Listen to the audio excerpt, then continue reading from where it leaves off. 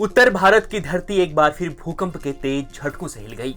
Delhi, NCR और उत्तराखंड समेत कई राज्यों में भूकंप के तेज झटके महसूस किए गए। भूकंप के झटके इतने तेज थे कि लोग घरों और दफ्तरों से बाहर निकलकर सड़कों और खुले मैदानों में आ गए। भूकंप एक दो बार नहीं बल्कि 4 बार आया। भूकंप का केंद्र नेपाल में था और इसकी तीव्रता 6.2 मापी गई है। भारत से तो खौफ और दहशत की तस्वीरें आई, लेकिन नेपाल से तबाही की तस्वीरें आई हैं। तस्वीरों में आप टूटे हुए घरों को देख सकते हैं। नेपाल से जो भी तस्वीरें आ रही हैं, उनमें टूटे हुए घर दिखाई दे रहे हैं। इसके अलावा वहां बड़ी जनहानि का भी अंदाजा लगाया जा रहा है। दोपहर में आधे घंटे के अंदर ही भूकंप के 2 झटके महसूस किए गए। देश में मंगलवार के दिन कुल मिलाकर भूकंप के 4 झटके महसूस किए गए। नेशनल सेंटर फॉर सिस्टमोलॉजी ने बताया कि भूकंप का पहला झटका मंगलवार की सुबह 11:06 पर लगा था, जिसकी रिक्टर स्केल पर तीव्रता 2.7 मापी गई। इस भूकंप का केंद्र हरियाणा का सोनीपत था। इसके बाद दूसरा भूकंप दोपहर 1:18 पर आया, जिसकी तीव्रता 3.0 मापी गई।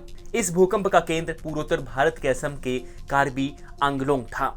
वहीं तीसरा भूकंप 2:25 पर, फिर चौथा भूकंप 2:51 पर आया। तीसरे भूकंप की तीव्रता 4.6 थी, जबकि चौथा झटका बहुत जोरदार था।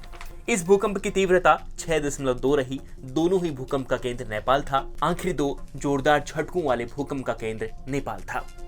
ये जो अभी का जो भूकंप जो आया है वो बेसिकली पश्चिमी नेपाल मतलब वेस्टर्न नेपाल रीजन में है, जो कि हमारे उत्तराखंड के रीजन से सटा हुआ है जोन है।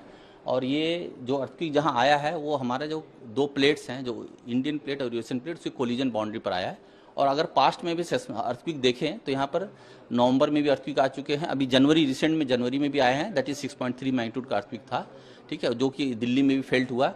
अभी का जो अर्थक्वेक आया है वो अगर यहाँ पर आप मैप देखेंगे तो ये जो है 6.2 का है, जो कि बहुत सैलो डेप्थ पर था, मतलब 5 किलोमीटर डेप्थ पर आया अर्थक्वेक ही आया है, जो कि 14:51 पर आया। और अभी तक इस अर्थक्वेक के आने के बाद, क्योंकि जैसे बड़े अर्थक्वेक आते हैं उसके बाद उसके आफ्टर शॉक्स भी होते हैं, तो ये अर्थक्वेक जो अभी आए हैं उसके अभी तक हम लोग 2 आफ्टर शॉक भी रिकॉर्ड कर चुके हैं इस रीजन में। जैसे आप देख रहे हैं रेड वाला जोन देख रहे हैं, ये 2 आफ्टर शॉक उसी रीजन में 10 किलोमीटर के अराउंड में आ चुके हैं। और जैसा कि मैंने पहले ही बताया कि ये कोलिजन बाउंड्री यहाँ पर अगर पास्ट में भी देखें तो बड़े अर्थक्वेक आ चुके हैं।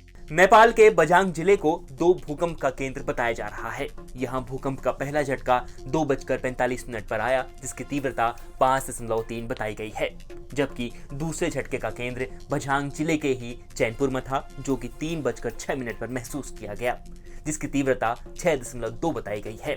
तिब्बत से सटे बजांग जिले के भूकंप के झटके उत्तराखंड से लेकर दिल्ली तक महसूस किए गए।